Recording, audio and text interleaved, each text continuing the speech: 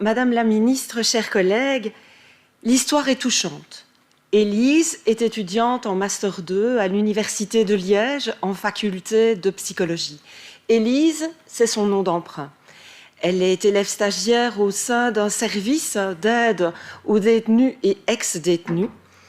Et elle est sommée de retourner chez elle pour changer de tenue vestimentaire jugée trop provocante. Élise portait une jupe noire courte avec des bas collants noirs semi-opaques, un t-shirt blanc et une veste en jeans. Elle ne comprend pas cette remarque et décide de ne pas poursuivre son stage. Et elle le sait, de la validation de son stage naît la réussite ou pas de son année scolaire. Ici, elle sait que son année scolaire est fichue. Le jour même, Élise envoie un email à son université à Liège pour expliquer les faits et, c'est vrai, communique sur Facebook. Alors, sa publication Facebook fait polémique, elle la retire. Aujourd'hui, elle raconte son histoire sous le couvert de l'anonymat parce qu'elle a reçu des menaces de se voir être blacklistée de son prochain secteur professionnel. Il faut savoir qu'elle est déjà titulaire d'un master en criminologie.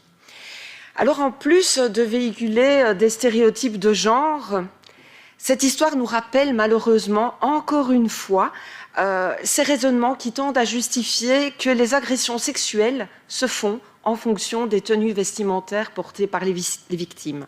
Alors, c'est accablant de penser cela et c'est triste qu'un stage se termine comme ça.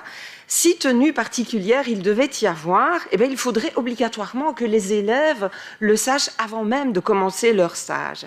Alors, qu'il soit question d'uniforme de travail, d'uniforme tout court, de dress code, cela ne doit pas non plus aller jusqu'à peut-être la suppression d'une tenue, de telle ou telle tenue. Alors, Madame la Ministre, qu'il s'agisse de stages en haute école ou en université, que pouvons-nous mettre en place pour que ce type de dénouement n'arrive plus jamais, pour que les élèves puissent, en connaissance de cause et dès le départ, comprendre et connaître les enjeux qui seront les leurs dans leur futur milieu professionnel. Je vous remercie pour votre expérience qui a été vécue par Élise, cette étudiante en Master 2 de psychologie à l'Université de Liège dans le cadre de son stage qui, je comprends, a été avorté.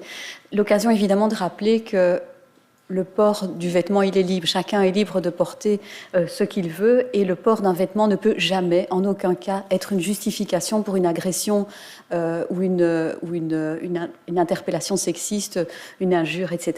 Rappelez aussi que ce serait vraiment faire offense aux hommes eux-mêmes que de les considérer tous comme de potentiels agresseurs ou de potentiels violeurs.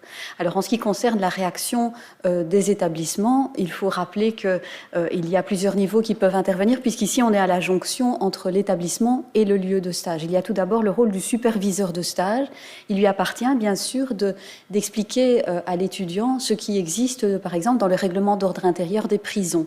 Et puisqu'ici, il s'agissait d'un stage dans une prison.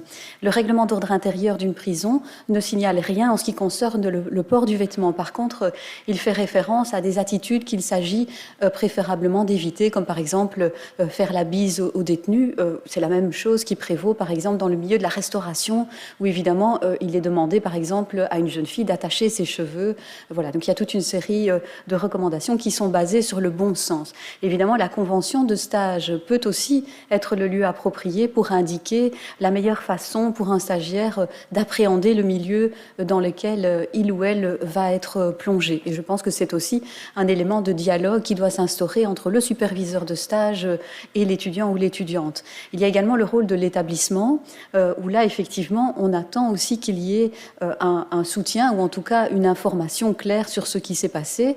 Et je pense là au rôle que pourrait jouer la commission genre au sein de l'ARES, qui a été créée pour se pencher sur toutes ces questions qui sont à l'articulation entre l'établissement et le lieu de stage, et également un rôle peut-être accru, et je sais qu'il est en cours de redéfinition pour les personnes de contact genre au sein des universités qui peuvent apporter, bien sûr, faire rapport tout d'abord, et puis apporter une aide aux universités et aux écoles pour voir comment soutenir les étudiants, soutenir les travailleurs aussi sur le lieu de stage, puisqu'il s'agit ici de pouvoir d'abord faire rapport sur une situation. Je vous remercie.